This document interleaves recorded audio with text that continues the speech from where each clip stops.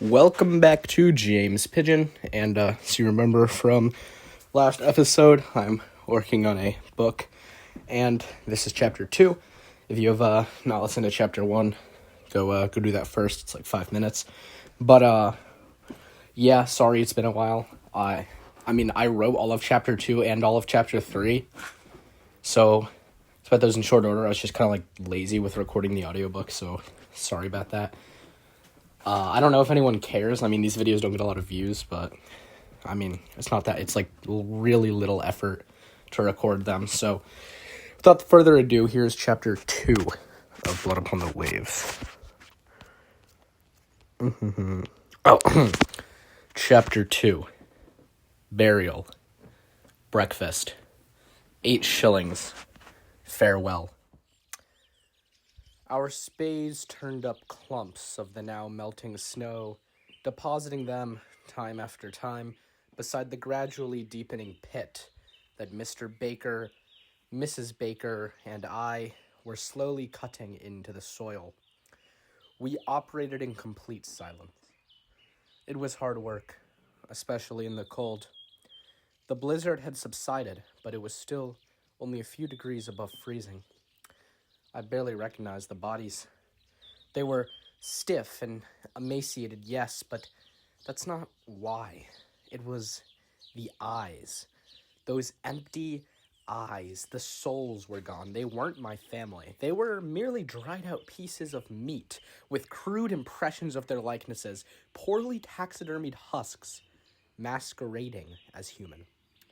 So, no. It wasn't seeing the corpses as I carried them out of the house that brought me to tears. It was the memories of their souls. Of them when they were alive. That did it. Every time I'd go into the cabin to pick up the next member of the family and throw them into that hasty, communal, shallow grave, a vision of the past, clear as day, would come to me. I'd look into my mother's dead, glassy eyes and be uncontrollably transported into some lovely summer day in '68 when she sat on the porch knitting our stockings, and Jack and I'd be playing some inane boyhood game with rules equal parts vague, fantastical, and ephemeral.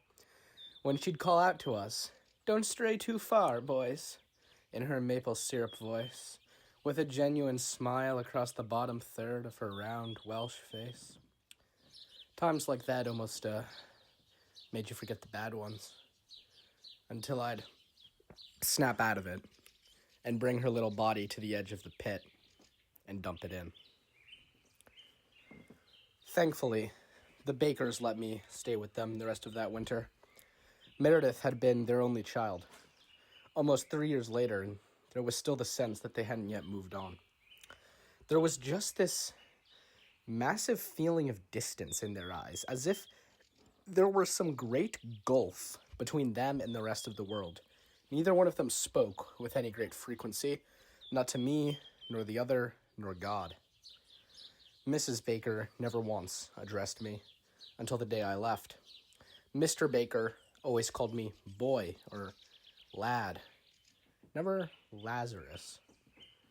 I suppose my name was one of the most common collections of syllables to come off his daughter's tongue in the last month of her life. Still, in those 2 months, we had a couple conversations, if you could call them that.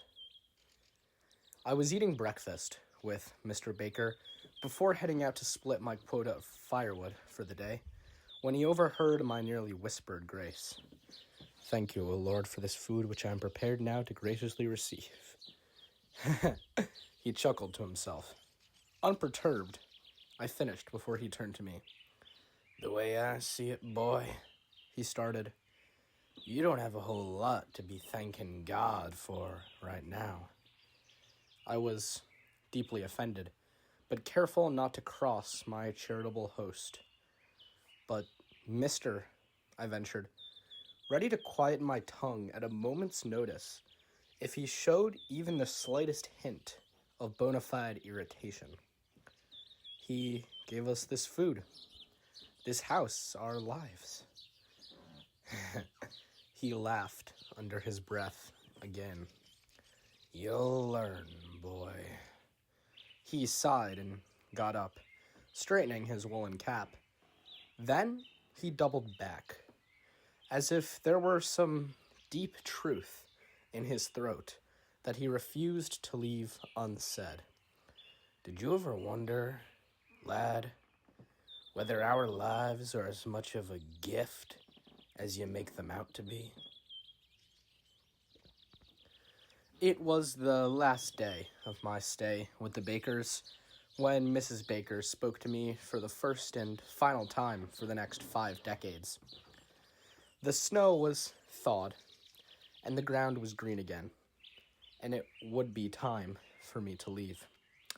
She came up to me as I was sitting on the porch, finished with my chores, and wondering if this was the last time I'd ever set eyes upon my birthplace. "Lazarus," she said, in a voice so frail and nervous that one could hear all of her grief in every syllable, "where will you go?" Her tone was one of genuine concern for my future. Obviously, I was surprised that she was speaking to me. "I have an aunt, madam."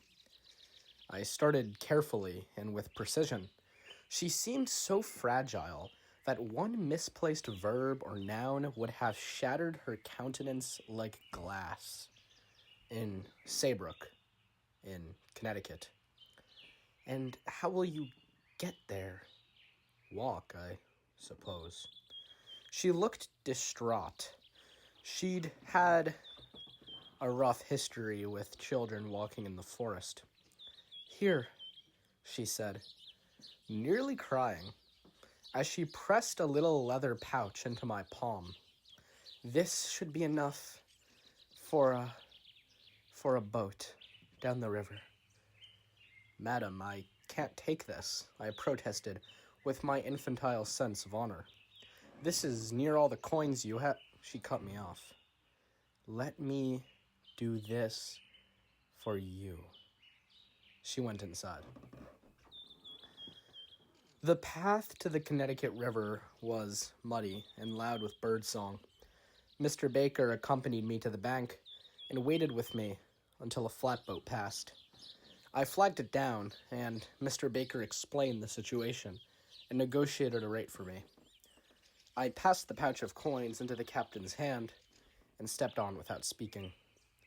"Godspeed, son," Mr. Baker called to me from the shore as we started drifting downriver. I nodded and walked over to the deck and sat down with the wind in my face and the birds in my ear and the river all around me.